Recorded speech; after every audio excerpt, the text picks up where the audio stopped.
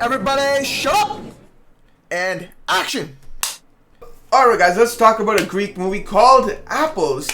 This movie is a more artistic movie. Let me tell you that going into this, it's not like some sort of straightforward story. It's more artistic. It's more sort of the type of movie where you have to kind of pay attention, look into the deeper meanings of every scene, action in the story to try and make a comprehensible story yourself rather than tell you a story. Not my favorite type of movie, but I watched it in school for a course, and honestly, it was probably one of the more interesting movies I watched. I mean, most movies I watch in school are kind of lame, kind of boring, and I don't really want to talk about them. This one I want to talk about solely because it's one of the more interesting movies I actually watched in school, one of the more interesting artistic movies.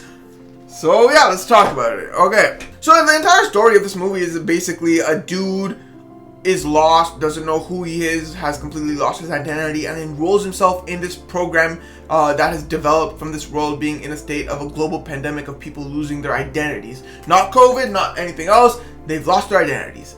Obviously, that's a metaphor for something else. You have to look and find your own deep meaning out of that storyline, but like, let's keep going. So the story is basically a dude loses his identity, enrolls himself into this program, and now he's kind of just rebuilding his self-identity with the people around him and through this program. That's entirely the story of a movie. The guy lost his identity, builds his identity. Wow!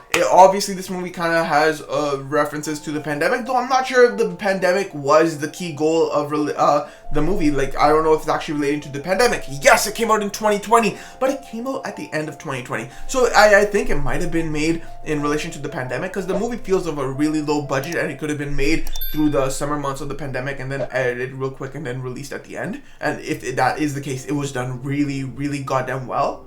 But if not, and it was made beforehand, wow, just a coincidental relation with the pandemic of our own time, because this movie, it feels like an entire story of loss. The story talks about identity loss in the context of the movie, but it also relates to everyone losing their identity and sense of self during the pandemic itself. A lot of people were locked in their homes and kind of lost who they were and lost a lot of their social skills, lost a lot of relations, their personalities changed once they came out of the pandemic. A lot happened. Everyone's had their own individual experiences, and this movie just kind of hits with you. Like, you can feel some sort of relation with it, largely because of the pandemic and how it impacted you. And you're seeing here, alright, so this guy has lost his identity. Now he's working well, experiencing just basic things, making conversation with men, making conversation with women, taking a goal to sleeping with women, making a goal to interact with this person, get a job, slowly reintroduce himself into society as a new person.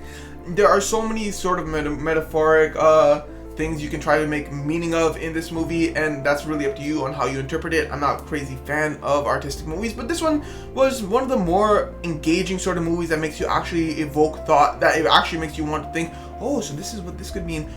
This is how the story connects. And the reason I like it is because it's not you have to separately think from the movie, okay, so this is what this means. It's like, at the same time as you're watching, you're inherently making all these understandings. Maybe it's because it's one of the easier movies to try and make these understandings inherently of, but I don't know, just because it's more easier, it makes it more interesting and engaging to watch. Honestly, that's really all I have to say about this movie. Story-wise, in the more basic terms, it doesn't really hook you. It does engage you with its more relating topics with the pandemic situation and how you want to interpret that from this movie to your real life, and just the story and how you want to understand it. That's why it's engaging. But besides that, the story doesn't really pique your interest in any big way, shape, or form.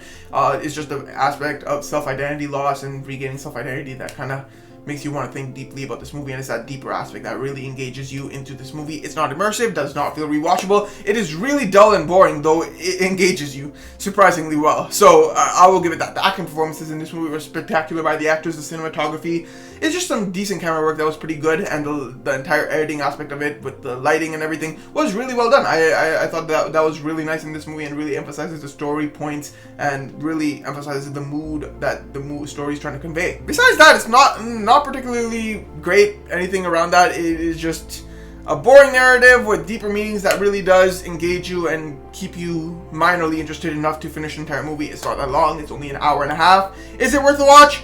Probably. I mean, I would say it was at least it was an interesting watch for at least one time. It's a slow-paced movie. I will say it's one of the better artistic movies I've seen.